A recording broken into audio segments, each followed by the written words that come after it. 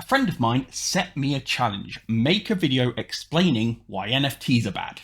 The issues of NFTs mostly lie in differences between what NFTs technically are, what they're supposed to do, and what they actually are in practice. 3 different things. If you don't know what an NFT is, it's basically a digital record stored on a blockchain. If you don't know what a blockchain is, it's basically a decentralized database that anyone can access and to which records can be added but never changed or removed. The way the process works is you mint an NFT, which means you add a record to a blockchain, usually a reference to a piece of artwork, but it can be anything, and then you can buy or sell the NFT for cryptocurrency like Bitcoin. The way that blockchain works ensures that the NFT is only owned by one person at a time, just like a physical object, and it means you can see how ownership has changed over time and how much was paid with each transfer. The intent is to give art greater value by making it truly unique and valuable. One person is the true owner and they can prove it, and if you want it, you have to get it from them. That probably sounds good, right? I think that's a fair, if simplified, description of what an NFT is, presented in a positive light. But remember what I said at the start. The issue here is the difference between what an NFT is technically, how they're supposed to work, and what they are in practice. In reality, NFTs exist as a way to scam gullible people out of lots of money, while wasting ridiculous amounts of the world's resources in the process and producing nothing of value, often while ripping off actual artists. Here's why. Part 1. Digital scarcity and the value of an NFT. The worth of NFTs, such as it is, comes from a belief that what makes something valuable is scarcity. In the digital space of the internet, everything can be copied. It's one of the things that makes the internet great. You can make a video, upload a copy to YouTube, and now they have it and can give copies to everyone else. In the world of NFTs, that's a flaw. The Mona Lisa has value because it's the only one there is. You can buy an art print, but it is tangibly not the Mona Lisa. It's just a copy. The original is unique, and that's why it's valuable. NFTs are a way to give that same value to digital assets. You can point to the original and say, that's mine. Someone else may have a copy, but it's not the original, and so it's not valuable the way yours is. There are a few problems with that. The first one is a pretty simple one. The Mona Lisa is valuable for more than just its scarcity. Literally every piece of art ever made, from a well-known Renaissance painting to the crayon drawing of a 5-legged dog you drew when you were 4 years old that your parents charitably stuck on the fridge, is unique. Nobody else in the world has that picture of a 5-legged dog. Neither do your parents, they threw it out at some point, but that's beside the point. Scarcity is a factor in value, but it's far from the only factor. So engineering a type of scarcity on a digital asset doesn't magically make it valuable. The Mona Lisa is valuable not just because it's unique, but because it's a masterpiece. NFT art is, for the most part, not made up of masterpieces. See, while the high-level NFT fans see the ability to copy digital assets as a waste of potential value, they do see the benefit of copies to create NFTs. Because if they can make more NFTs faster, they can sell more NFTs and make more money. As such, an NFT project is usually made up of 10,000 individual NFTs, which are all slight variations on a single template.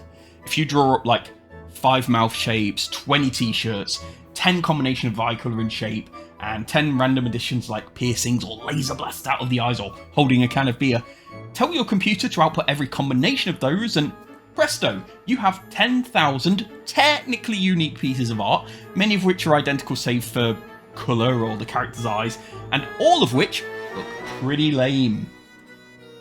This approach is bizarre when you think about it, because by having so many slight variations of the same art, none of them are actually as scarce as they'd be if they were just like 5. And because they spent the time that probably could have made 5 good, truly unique pieces of art into creating 45 little art bits to stick together in different ways, the resulting pictures are lower quality than they would have been. If the idea here was really to tap into the value of art, you wouldn't do things this way. But that's not the point here. The point here is to make money with as little effort as possible. Actually, speaking of copying digital work, that isn't even the worst nor most hypocritical way of creating NFTs. No, that would be outright copying existing artwork without the permission of the artist. It's a problem so widespread that DeviantArt, one of the biggest and most widely known art sites on the web, now has systems in place to automatically check for NFT copies of user artwork and alert them to it. It doesn't help that some of the biggest NFT marketplaces routinely ignore requests from artists to have copies of their work delisted even when the infringement is clear, and those marketplaces do have processes in place that are meant to let people do that. I do wonder how much of that is because those marketplaces aren't willing to take them down, and how much is because the problem is so widespread that they just can't keep up with those takedown requests, you know? But oh, NFT fans aren't just happy to copy artwork from artists who don't want anything to do with that shit. Oh no. Remember, the idea here is to extract as much value as possible with as little effort as possible, and what better way could there be than by copying someone else's NFT project? Now, if you've been paying attention, you might be a bit confused by that. But wait, you may say, I thought you said NFTs were completely unique. That's the entire point of them, isn't it? Doesn't the blockchain prevent this?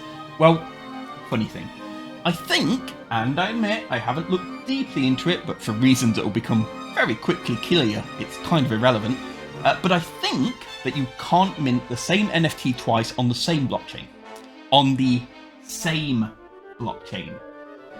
But there are multiple blockchains. There is literally nothing stopping someone from copying an entire NFT collection, minting them on a different blockchain, and reaping the benefits. Oh, you paid $1,000 for a picture of a turd on AskChain, and now AskChain says it's yours?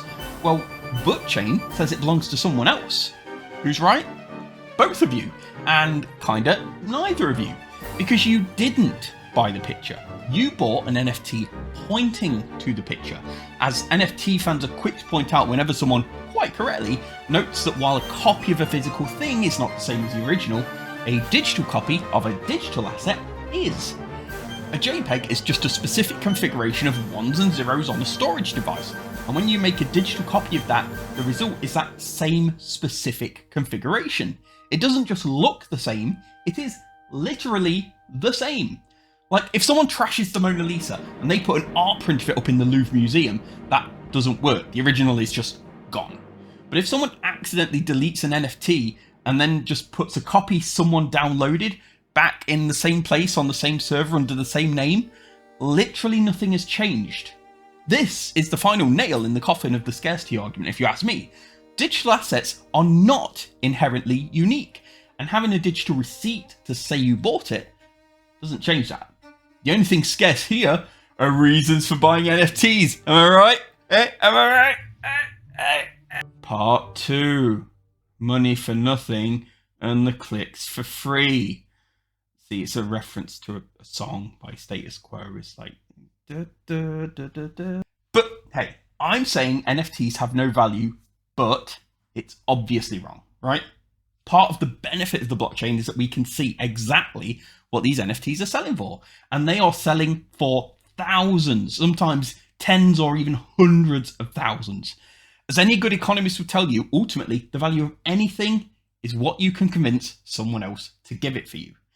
And if NFTs are selling for all this money, they are worth that much money. But there's one little element in play that I haven't gotten to yet. Blockchains do let you see who has owned what and when and how much cryptocurrency they spent for it, but that information is anonymized. You can see that person A traded with person B, but you can't see who these people are. They're just wallet numbers, and there's nothing stopping them from being the same person.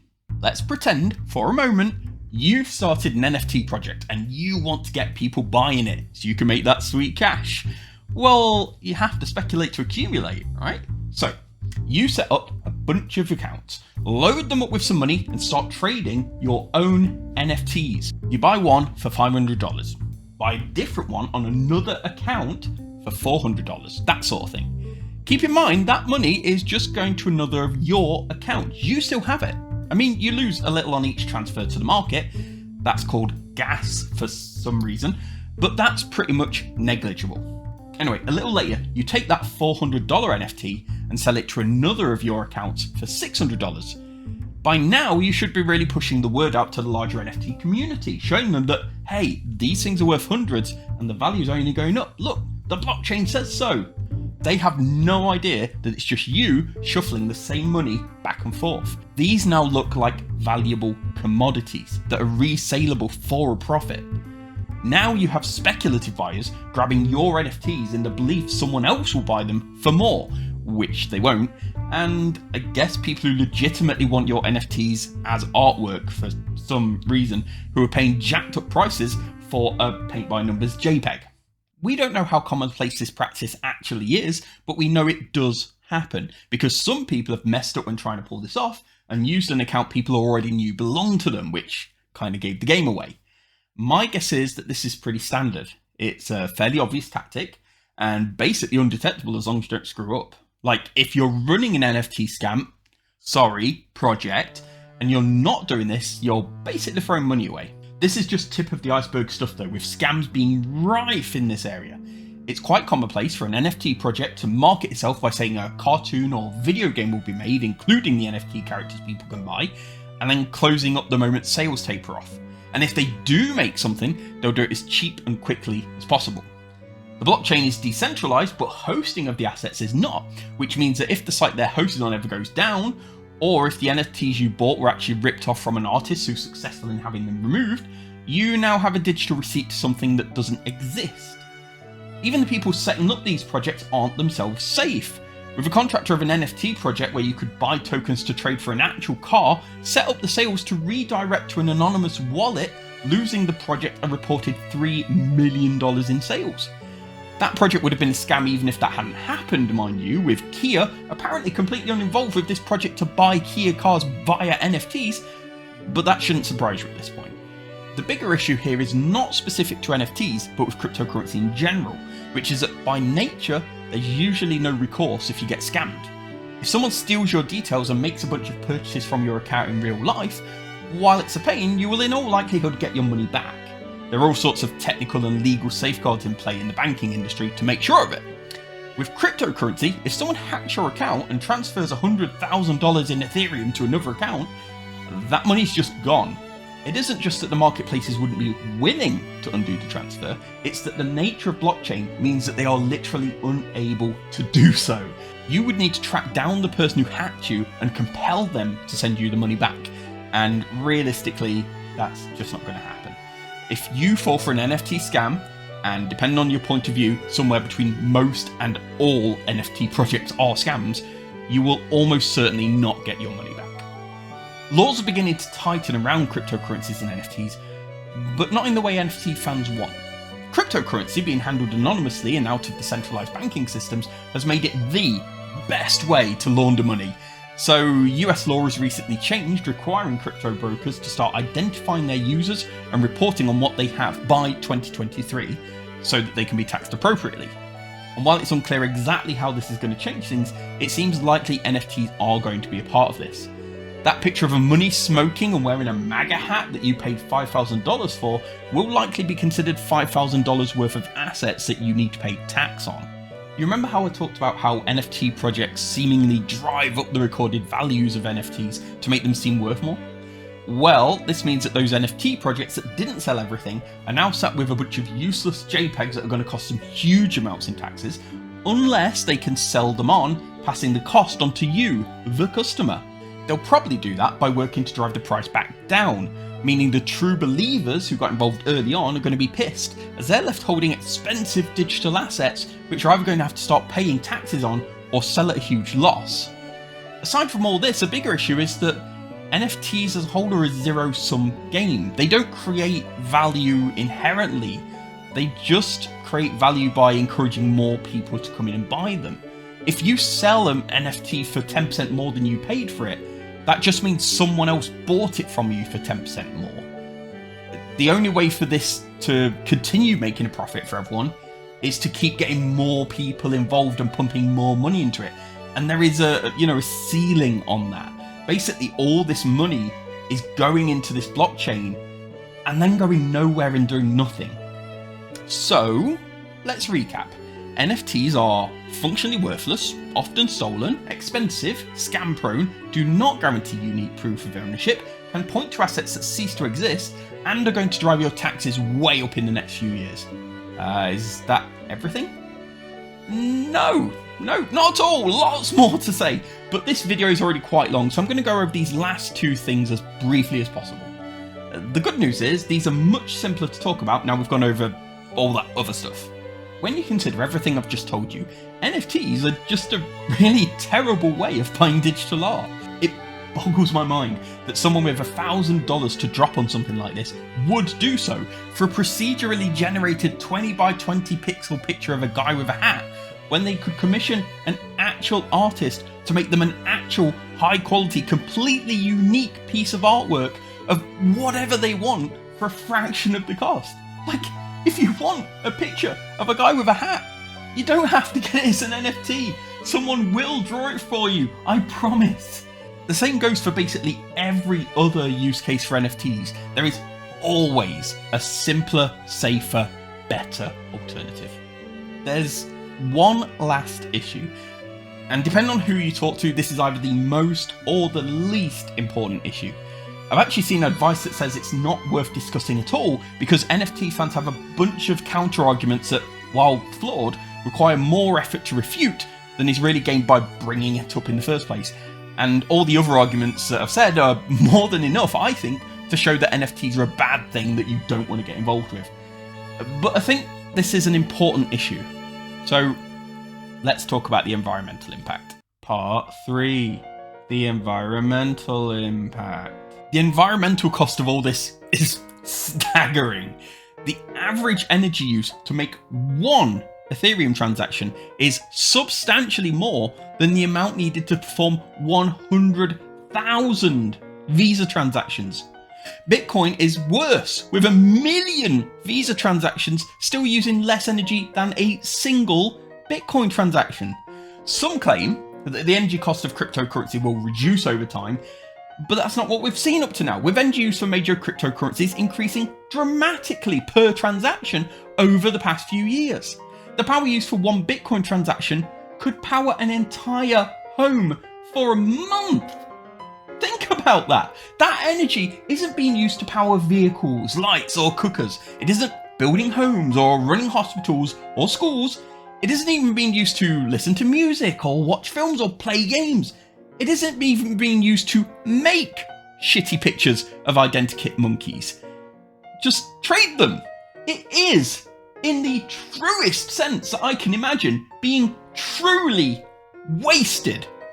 The Bitcoin network uses more energy than the Netherlands, like the entire country of the Netherlands, to track individual ownership of things that everyone can have. We are in a climate emergency and crypto bros are burning our planet down for shitty pictures of identikit monkeys. There are some common responses here from NFT fans. Some say that the banking networks use more energy, which is true in total, but that's because they're handling every single transaction in the world that isn't on a blockchain. The per transaction cost is dramatically less. Some point how blockchains are going to move from proof of work to proof of stake, which first, if they haven't done it yet, then it doesn't matter. They're still doing it the old way, and that's the way that's causing problems. Second, that would still have them using more energy per transaction than traditional banking. And third, because proof of stake basically means that control over transactions rests with whoever has the most cryptocurrency in the system, means it leaves them even more open to scams than they already are. Some say that this will just prompt the development of better energy systems, and those people in particular can get fucked. I don't even know how to articulate how ridiculous that argument is, and yet I've heard it multiple times. It's like saying that if because you're worried that your house might get burnt down, that you're going to set your house on fire because then it's going to prompt the local government to figure out how to stop your house getting on fire. If this video gains any traction, there will be NFT bros in the comments. They're going to ask if we want to talk about our fears of NFTs. They're going to talk about community. They'll talk about how, rather than talking about how bad NFTs are, we should work to solve these problems. Generally speaking, they'll do this either because they're running these NFT scams, and figure a video about what NFTs are is probably going to be commonly viewed by people who are open to their bullshit, or because they were convinced to buy into what is an awful, manipulative system by the bullshitters from Group A. Everyone currently involved in NFTs is either a scammer or a victim, or increasingly both. Too long didn't watch. How are NFTs bad? In literally every way possible. Thank you for watching.